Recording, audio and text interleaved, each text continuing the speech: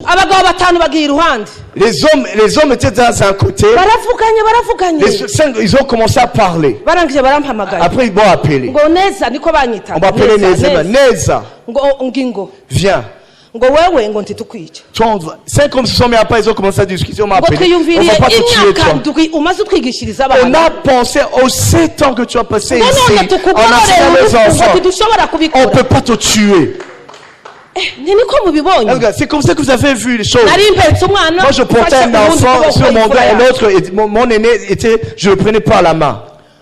Et je les ai dit alors, vous venez de bien faire. Vous voyez toutes ces personnes avec qui je suis. Il y a mes frères, il y a mes soeurs. Tous ces personnes sont venues de plusieurs parties pour venir chez moi. Parce que c'est moi la première Congolaise qui a vécu ici à Mutoyi. Vous avez eu pitié de moi. Ayez pitié de toutes ces personnes qui sont avec moi. Et ça, vous allez pouvoir le faire aussi. Alors, si vous n'arrivez pas à avoir pitié d'eux, tuez-moi d'abord et vous allez les tuer après.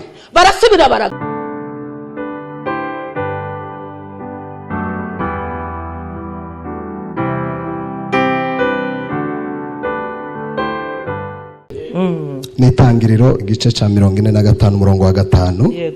Bibiliya iravuze ngo none ntimubabare ntimwirakarire yuko mwaguze ngo nzanwe ino kuko Imana ariyo yatumye mbabanziriza ngo nkize ubugingo bw'abantu. Amen. Hallelujah. Amen. Bwana asifiwe. Tugiye kureba umwanya. On va voir ce que c'est le temps.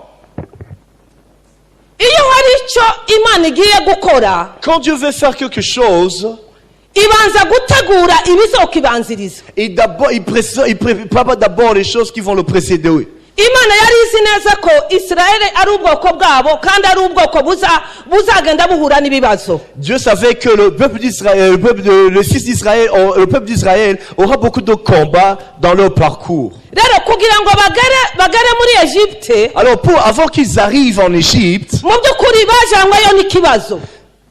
En vérité, ils y sont allés à cause d'un problème. Ils ont allé là-bas à cause de la famine.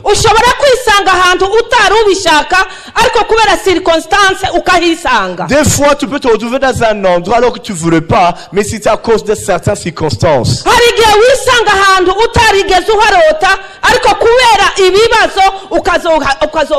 Des fois, tu te retrouves dans un endroit où tu n'aurais jamais imaginé que tu y serais. Et à cause des situations, tu te retrouves.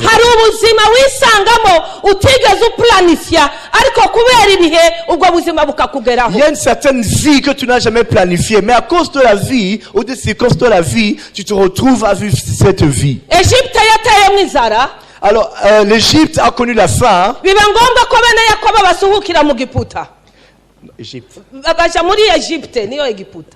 Yeah. Canaan a connu la faim, la famine, et ce qui a fait que les fils d'Israël émigrent vers l'Égypte. Mais leur bénédiction,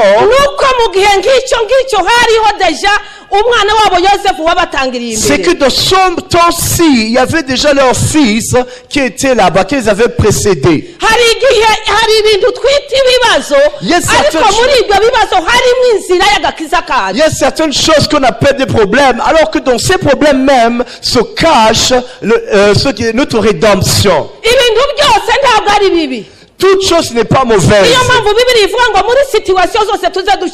C'est pour cela que notre Dieu c'est un Dieu de temps. Et c'est lui le maître des temps. Quand Dieu est de notre côté, le temps ne peut pas nous effrayer. Les psychologues ont dit, il y a la loi de contraste. Après le bon moment, c'est la pluie. Les mauvais moments. Le mauvais moment. Nyuma y'ibihe bibi haza ibihe byiza. N'igihe cy'ibihe byiza uza witegura ko ugiye kwinjira mu bihe bibi. Même un jour quand tu vas te retrouver dans des bons moments, dans un bon temps, sache que le temps qui va suivre, ce sera un mauvais temps. Buri gihe iyo ni cycle iba ku mwana w'umuntu. Ça c'est un cycle qui se passe dans la vie d'une personne. Iyo bagukomeye amashi menshi uza witegura ngo ejo bazokuyobora. Quand t'as acclamé, sache que demain on va te jeter les pierres. Si on te jette les pierres aujourd'hui, sache que demain on va t'acclamer. C'est la loi qui est comme ça. C'est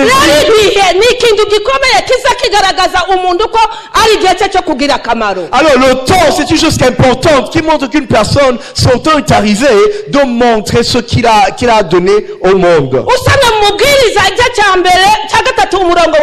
Quand tu regardes dans Ecclésiaste chapitre 1er, chapitre 3, Ecclésiaste chapitre 3, chaque chose a son temps. Il y a un temps pour tout et un temps pour toutes choses sous les cieux. Un temps pour naître et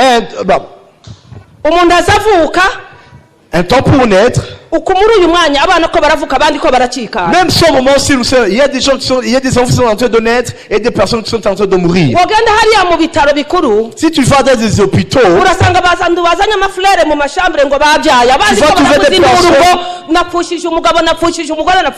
vas trouver des personnes qui amènent des fleurs pour les femmes qui ont accouché et d'autres personnes qui sont en train de crier parce qu'ils ont perdu le leur. Alors on doit s'occuper beaucoup du temps. Et qu'on comprenne, est-ce que ce temps est arrivé pour faire ceci? Est-ce que dans le temps dans lequel je me trouve, qu'est-ce qu'il faut que je fasse? Qu'est-ce qu'il faut faire dans ce temps? Qu'est-ce qu'il faut changer? Parce que Dieu nous a donné cette capacité. On va parler de la dernière chose.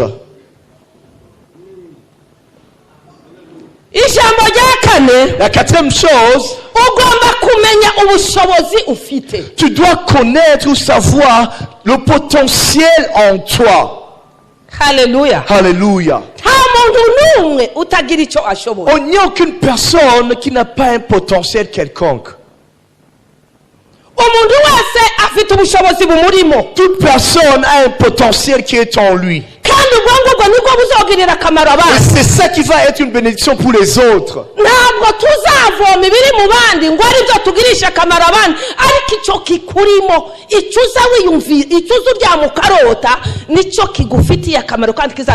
Tu ne vas pas prendre les choses, le potentiel des autres pour être une bénédiction, mais la chose, ce potentiel qui est en toi déjà, c'est celui que tu dois utiliser pour être une bénédiction pour plusieurs.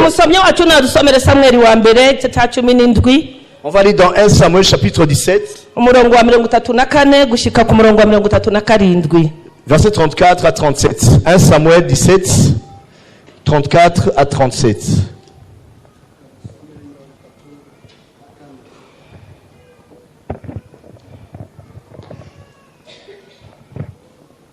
Bibiliya iravuze ngo Dawidi asubiza Samweli ati umugaragu wawe naragiriraga intama za data iyo zaterwaga n'intare cyangwa idubu zigakura umwana w'intama mu mukumbi narahubukaga nkayikubita nkayiyambura mu kanwa kayo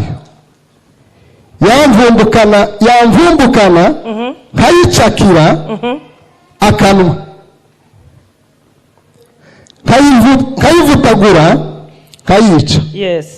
Komeza. Nuko ubwo umugaragu wawe yishe intare n'idubu uwo Mufilisitiya utakebwe azapfa nk'imwe muri zo kuko yasuzuguye ingabo z'Imana ihoraho. Dawidi arongera aravuga ati Uwiteka wandokoye mu nzara z'intare. Uwiteka yandokoye mu nzara z'intare n'idubu azankiza no mu maboko y'uwo Mufilisitiya. Haleluya. Haleluya.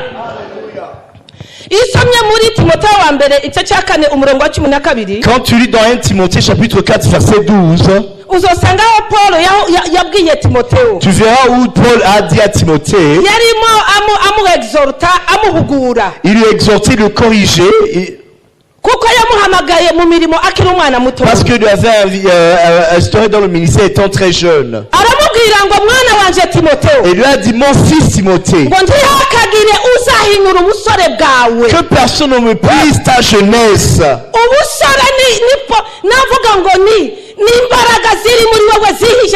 Ta jeunesse, c'est le potentiel. La jeunesse, c'est une chose que tu peux utiliser pour être une bénédiction pour plusieurs. Vous vous rappelez quand Jésus était ressuscité? Paul et Pierre et Jean sont tous courus vers la tombe. Qui est arrivé le premier? C'était Jean. Pourquoi? Parce qu'il était encore plus jeune. Mais Pierre, lui, même s'il courait, il courait pas très vite. Mais lorsqu'il était arrivé sur la tombe, lorsqu'il est entré, il a su que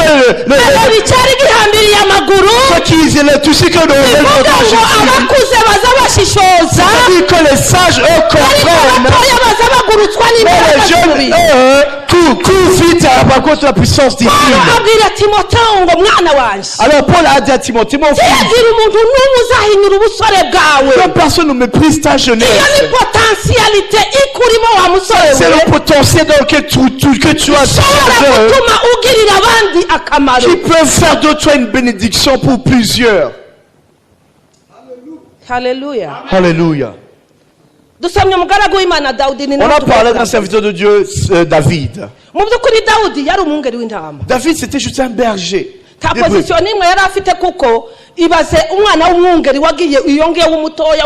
C'était juste un cadet qui s'occupait seulement des brebis de son père.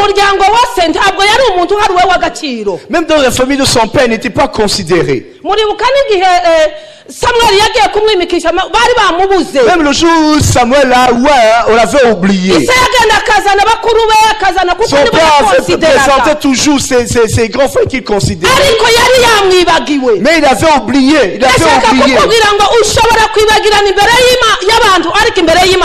Je vais te dire ceci. Les hommes peuvent t'oublier, mais Dieu ne veut pas t'oublier.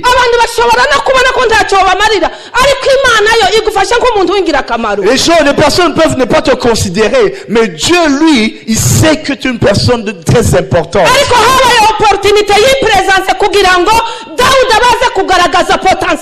Mais il y a eu un temps où ce qui s'est présenté pour que David puisse manifester le potentiel qui était en lui.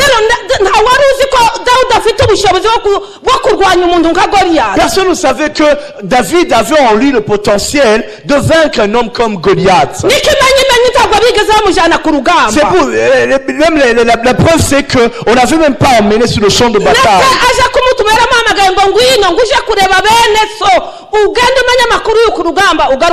Même quand son père l'a envoyé sur le champ de bataille, c'était pour s'informer de ce qui se passait. C'était la seule façon de connaître ce qui se passait sur le champ de bataille. Mais le fait que David est allé sur le champ de bataille et que lorsqu'il est arrivé, il a bu sur la coupe de... Il a été dans la vallée de Ela. Et il a trouvé Goliath en train d'insulter le peuple de Dieu. À ce moment-ci, il a senti quelque chose en lui.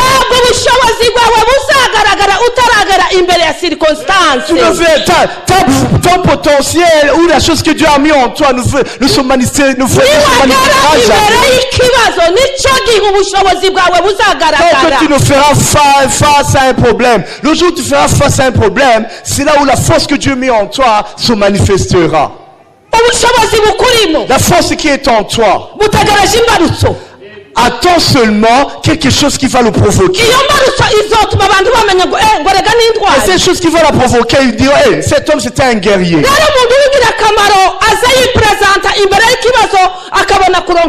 Alors une personne de valeur se présente devant un problème et trouve la réponse ou une solution à son problème. Quand David est arrivé, Goliath se laissait lever. Il a commencé à insulter le peuple de Dieu et leur Dieu aussi. Laisse-moi vous dire, laisse-le nous insulter comme ils veulent. Mais lorsqu'ils vont toucher Dieu, lorsqu'ils vont toucher ton Dieu, montre-leur que cela c'est un point, c'est une ligne rouge qu'il ne faut pas dépasser. Parce que Dieu en nous, c'est celui qui nous donne la valeur que nous avons. Partout où nous sommes, ce qui nous donne la valeur, c'est notre Dieu seulement. Parce que devant les hommes, on ne les plaît pas, ils ne nous aiment pas. Ils ne nous désirent pas. Ils peuvent même trahir. Ils peuvent même souhaiter du mal. Mais je vais te dire ceci. Devant les yeux de Dieu, tu es quelqu'un de valeur. Et Dieu voit en toi un vaillant héros. Et David a entendu cela et il ne s'est pas retenu. Alors il s'est dit à ce moment-là, je ne peux pas me retenir. Je dois faire quelque chose. Ce qui est en moi, je dois le manifester. Aya makuru yarimo yabwira Sauli umwami amubwiye ngo ntushobora kugwana nuriya n'abafite experience baharananiwe. Quand il disait cela au roi Saul, le roi Saul lui a dit, Saül lui a dit, tu ne vas pas te battre avec cet homme. Même nos vaillants soldats n'ont pas pu faire face à lui. La première chose qu'il faut, tu es un enfant. La deuxième chose, c'est que tu n'as même pas d'expérience sur le champ de bataille. Goliath, lui, c'est un homme, c'est un géant, il a beaucoup d'expérience. C'est un géant qui est habitué au combat. Mais toi, tu n'as pas d'expérience. Il lui a dit, il a commencé à lui dire son parcours qu'il a vécu. Oh Seigneur, la force qui a fait que tu as pu vaincre les choses auxquelles tu as vaincu, faire aussi que tu puisses vaincre cette chose qui est devant toi. Alors il a pensé en lui. Il a dit, le lion venait pour prendre mes brebis. Mais je les arrachais, je les écrasais.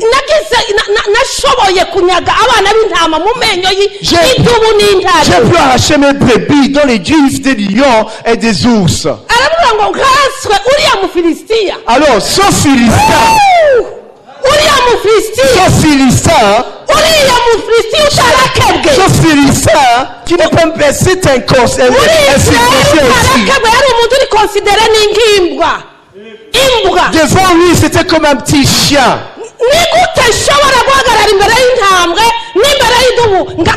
Comment est-ce que je peux faire face à un lion, un ours et avoir peur de cet homme?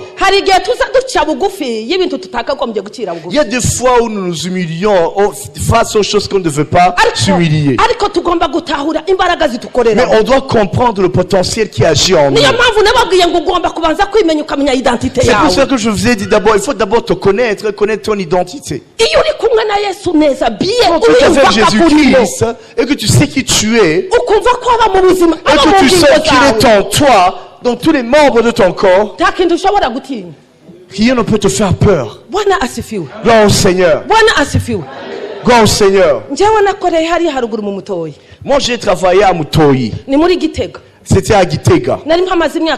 J'avais passé 7 ans là-bas. J'étais un enseignant. Quand la crise de 93 est arrivée, on nous a amenés pour nous tuer. J'avais 2 enfants. Et on nous a amenés pour nous tuer sur la rivière Ruvubu. On était 14 Congolais. Il y avait aussi des enfants, les femmes et nos enfants aussi. Certains étaient venus de Ruyigi, d'autre part, ils sont venus me trouver là où je vivais.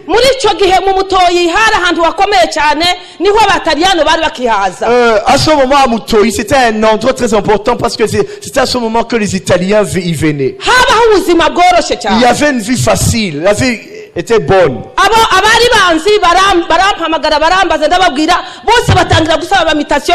Ceux qui me connaissaient ont commencé à m'appeler, ils ont commencé à demander des mutations afin de venir là où j'étais. Alors la crise s'est passée alors que nous étions avec eux. Ils sont venus, nous ont sortis de la maison. Avant de nous sortir de la maison, j'ai senti dans mon cœur comme une voix. Est-ce que tu n'as pas de promesse? Tu penses que vous allez mourir comme ça alors que vous avez des promesses? Et je les ai demandé, est-ce que vous n'avez pas des promesses? On a commencé à parler. L'un des hommes, je viens de me rappeler les promesses que le Seigneur m'a données. L'autre a dit, je me rappelle de ce que Dieu m'a dit. Une autre femme a dit, je me rappelle de ce que Dieu m'a dit. Et moi, je dis aussi, moi aussi, je me rappelle ce que le Seigneur m'a dit. Et je me suis rappelé de cela quand j'étais à la toilette. Et quand je suis arrivé, et je les ai dit, ne crains rien. Alors si Dieu a parlé quelque chose sur nous, on ne va pas mourir. On n'a pas commis un péché. On n'avait même pas de mauvaises intentions. Ce qui nous a amenés ici, c'était juste pour éduquer leurs enfants. Alors on va prier. On a prié. Après avoir prié, on nous a dit ouvrez directement, rapidement, parce qu'on était juste, nous tous nous étions dans un même endroit. On vivait dans une grande maison qui n'avait que des vitres, même les portes et les fenêtres étaient en vitres. Et c'est moi qui avais demandé cette maison. Et on a refusé d'abord d'ouvrir. Et ils ont commencé à briser les vitres avec leurs machettes. Et je les ai dit, mes amis qui étaient avec moi, vu qu'ils vont commencer à briser, ils vont nous massacrer. Alors on va ouvrir. Et je les ai dit, arrêtez de briser les vitres de telle personne, je vais vous ouvrir la porte. Et j'ai ouvert la porte. Et ils ont dit que tout le monde sorte. On est sorti. Je portais un enfant sur mon dos. Mais non, c'est une femme qui a 2 enfants. Et on nous a amenés jusqu'à la rivière Ruvubu.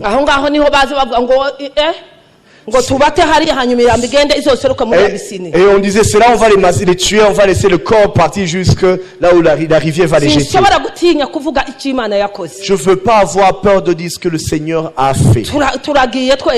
Nous sommes allés tous. Lorsque nous étions sur la rivière, on a tué les Burundais. On était là, on voyait comment on tuait les autres Burundais. Alors qu'on était là, on attendait notre tour. Les hommes étaient dans un côté. Les 5, ils ont commencé à parler. Après ils m'ont appelé. On m'a appelé Neza. Viens. Cinq hommes se sont mis à part, ils ont commencé à discuter, on m'a appelé. On ne va pas te tuer, toi. On a pensé aux 7 ans que tu as passé ici, en enseignant les enfants. On ne peut pas te tuer. C'est comme ça que vous avez vu les choses. Moi je portais un enfant sur mon bras et l'autre, mon aîné était, je le prenais par la main. Et je les ai dit alors, vous venez de bien faire. Vous voyez toutes ces personnes avec qui je suis. Il y a mes frères, il y a mes soeurs. Toutes ces personnes sont venues de plusieurs parties pour venir chez moi. Parce que c'est moi la première Congolaise qui a vécu ici à Mutoyi. Vous avez eu pitié pour moi. Ayez pitié de toutes ces personnes qui sont avec moi. Et ça, vous allez pouvoir le faire aussi. Alors, si vous n'arrivez pas à avoir pitié d'eux, tuez-moi d'abord et vous allez les tuer après. Ils se sont consultés encore une fois. Vous savez où j'ai trouvé son courage? Parce que je sentais, parce que j'étais avec Dieu. Et je me suis appelé, la parole se trouve dans l'Ésaïe qui disait, vous allez passer dans le feu et vous ne serez pas brûlés. Et dans Romains 8:30, il est écrit, si Dieu est de notre côté,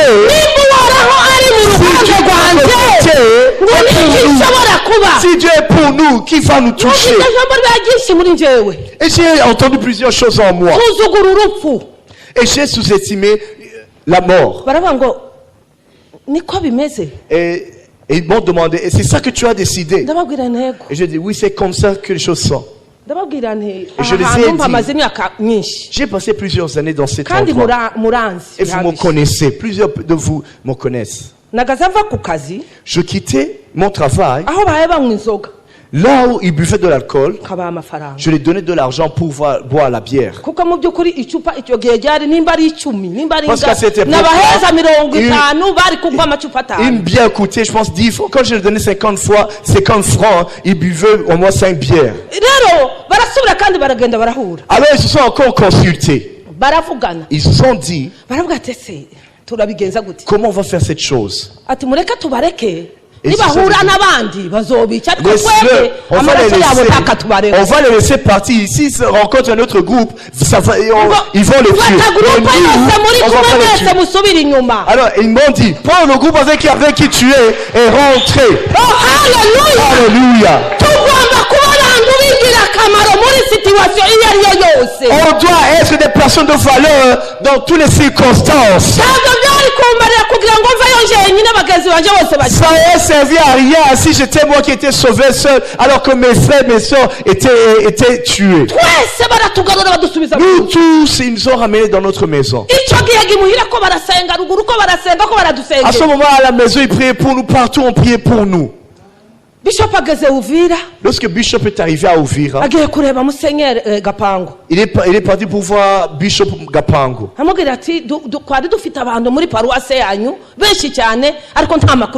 Il a dit, on avait plusieurs personnes dans votre paroisse, mais on n'a pas leurs nouvelles. Il les a demandé leur nom. Ils ont fait la liste des 14 personnes. Et l'archevêque, l'évêque l'évêque Gapango a appelé à Bururi chez l'évêque Bududira. Il lui a demandé, cherche si nos frères qui sont là-bas, les 14 personnes, sont toujours vivants. Au bon moment, soit une personne de valeur.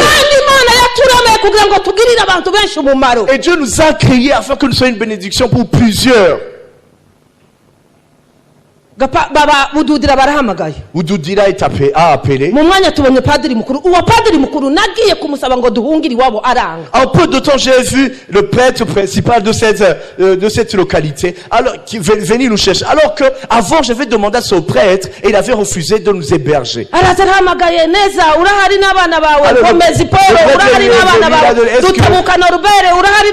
que Neza et tes enfants, mon Norbert, tel et tel tes enfants, vous êtes là? On lui a dit, nous sommes tous là. Et après 3 semaines, une voiture est venue vers 1h du matin. On a enlevé les barricades qu'on avait mis. On nous a amenés jusqu'ici à Jabi. Et voilà, aujourd'hui je suis là, je suis en train de prêcher. Certains maintenant sont au Canada, les autres sont aux États-Unis. Une personne, c'est la seule personne qui est morte, mais il était arrivé chez elle. Et il est mort d'une maladie. Une hernie. Mais nous tous, nous sommes vivants. Dieu t'a créé pour que tu sois une personne de valeur. Alors, David a eu son courage. Il ne connaissait pas Goliath. Il ne connaissait pas l'histoire de Goliath. Lui s'est dit, au moment que cette personne s'est permis d'insulter notre Dieu, il va mourir au nom du nom de Dieu d'Israël.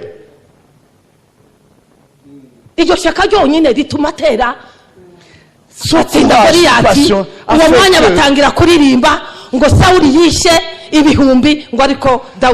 passion a fait qu'il a tué Goliath, ce qui a poussé les femmes à chanter que Saül a tué les 1000, mais David lui il en a tué 10 000. Je finis par en te disant ceci. Cette chose qui est en toi, c'est ça qui va être une bénédiction pour plusieurs. Tel que tu es, tel que tu es, avec ton caractère, c'est ça qui va être une bénédiction pour plusieurs. Alors, Paul dit à Timothée, 1 Timothée chapitre 14, ne néglige pas le don qui est en toi.